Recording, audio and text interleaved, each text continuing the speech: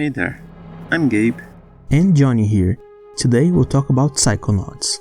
It was the first game the now famous Double Fine made, and sold so poorly at the time it almost broke the company back in 2005, and did break the publisher, Majesco, even though it had the one and only Tim Schafer as creative director and designer behind it. But fortunately, got praised by critics and players alike since its launch, and exploded in sales when it got launched digitally years later. And today, it finally got its deserved recognition.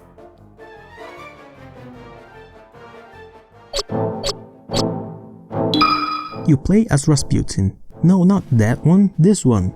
Rasputin Aquato, a 10-year-old boy who was born and raised at the circus. He showed signs of psychic abilities from a very young age to the disapproval of his father, who, according to Raz, seems to hate psychics. After years of being forced to focus on acrobatics and the repression of his powers, Raz comes across a pamphlet of the Whispering Rock Psychic Camp, a secret summer camp created by the government designed to train psychic children to become psychonauts, who are basically secret agents that fight super psychic villains. After learning about their existence, Raz decides to run away from home to join the camp as a psycadet. The kids at the camp are training under 3 psychonaut agents: the stoic Sasha 9, the stylish Mila Vodello, and the battle-hardened Coach Oleander. Raz is allowed to participate in some of the camp's activities, and starts showing promise in becoming a good psychonaut. But as he starts poking his nose around the mental worlds, Raz has a nightmare with a mad scientist trying to remove the brain from one of his friends. He discusses his nightmare with Lily, a fellow cadet at the camp, who, to his surprise, also saw the exact same thing, thus beginning their investigation onto a brain-stealing evil plot that only they can put an end to. Raz has an arsenal of psychic abilities at your disposal, from levitation and telekinesis to pyromancy and invisibility. One of the core aspects of the game, and in my opinion also one of the things that truly makes it shine, are the levels. They are designed as mental worlds inside the minds of the game's characters. The first few minds are those of the camp instructors and act more like a long tutorial of sorts. While not necessarily lacking, may feel like a slow start for the game, but later on you'll find yourself in an abandoned mental asylum, with many people still living in it, that due to their mental problems and illnesses have weirder, twisted and very interesting mental worlds. The Milkman's conspiracy being a fan favorite, that you still have to go through and help them solve their troubles. Each level is unique and presents you with new gameplay mechanics and puzzles to solve based on the character's psyche. And in each one you can also collect a bunch of things like figments of their imagination, mental cobwebs, whatever the hell that is, sort some literal emotional baggage, and unlock memory vaults, which give you more insight on their backstory, some of which are pretty heavy stuff, and many more. Going after all these different collectibles is pretty fun and adds a lot to the gameplay, since it forces you to explore the entirety of the mental worlds, which helps you find little secrets and details you wouldn't otherwise. Although going for 100% can become a somewhat boring quest, especially when it comes to the figments, because some of them are really well hidden to the point that it's annoying, and also somewhat blends with the environment depending on their color. The art style, featuring disproportionate stretched characters and environments, along with all the silliness found in every situation, makes you feel like you're playing one of those weird 90s cartoons. A fact that is strongly reinforced whenever you hear Raz's voice actor, Richard Horvitz, open his mouth, as he has voiced some quite famous characters in the past. The dialogues, with its funny lines and some goofy plots, all adds up to it.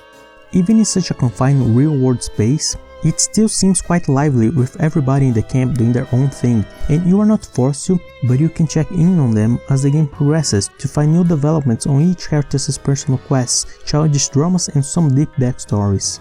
The game should definitely be played more than once, as on subsequent playthroughs you realize from early on clues about what each character is planning to do, and the way they advance makes each interaction with them feels fresh, breaking the repeatedness most games have in dialogues.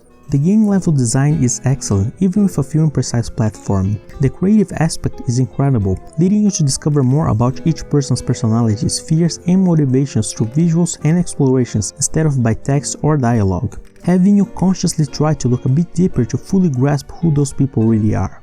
But that doesn't mean that camping grounds in the real world is without its own charms. Being built upon a Titanium meteor impact spot, which is a psychic enhanced metal, that became a native burial grounds, for burying arrowheads made of titanium, not their dead.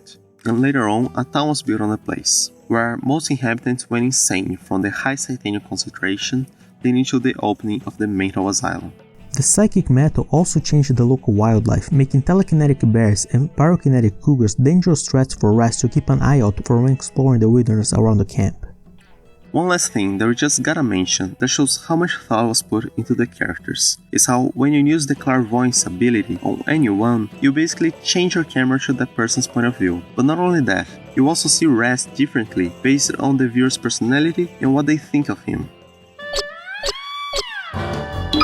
Psychonauts is one of the most original games I've ever seen, especially when it comes to level design. Seriously, it's so clever and creative. This is the third time we're mentioning it in this review.